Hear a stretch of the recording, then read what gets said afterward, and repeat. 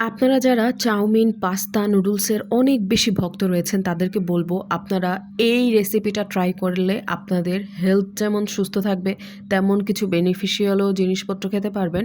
তার উপরে আপনারা কিন্তু ওয়েট লসও খুব ভালোভাবে করতে পারবেন। আমি এটা কীভাবে বানিয়ে নিয়েছি আপনাদের সাথে সেটাই শেয়ার করছি। আমি এই পাস্তাটা অনেক ইজিলি বানিয়ে নিয়েছি। হাফ কাপের মতন আটাকে আমি রুটির মতন ঠান্ডা পানি দিয়ে আমি আর কি ময়ান করে নিয়েছি, মানে রুটি বানানোর জন্য যে কাই তৈরি করে সেটা করে আমি এরকম করে লম্বা লম্বা করে আর কি কাট দিয়ে নিয়েছি।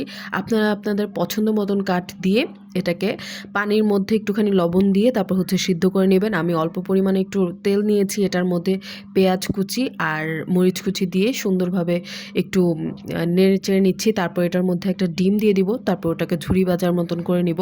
ওই দেখেন আপনাদেরকে আমি দেখানোর জন্য আর কি ডিমটাকে দিয়েছি আর একটু লবণ দিয়েছি ওটার মধ্যে। ওই চক করে দেখেন যে একদম ডিম পচি হয়ে গেছে। এটাকে যে ঝুরি করতে যে আমার যে কি ব্যান্ডটা বাজছে। তারপর হচ্ছে অল্প একটুখানি পালং শাক, মানে আপনারা যত ইচ্ছা তত দিতে পারবেন, মানে যত ইচ্ছা বলতে তার মানে এই না যে পুরো এক বস্তা দিয়ে দিবেন। আমি দিয়েছি মনে হয় এক বাটি অল্প একটু কম আর কি এতটা দিয়েছি। এটা আমি দেওয়ার পরে দেখি ওম্মা এটা একটু পরেই দেখি গলে গেছে। তারপরে এই যে এটা দিলাম না, এটা হচ্ছে একদম টেস্টটাকে চেঞ্জ করে ফেলেছে। মানে কাঁচা কুমড়ো ভাজি করেছিল আম্মু এর আগের দিন, আপনাদের সাথে তো শেয়ারই করেছি। ডিম দিয়ে কাঁচা কুমড়ো এত দারুণ হয়েছে ছোলকা সহ।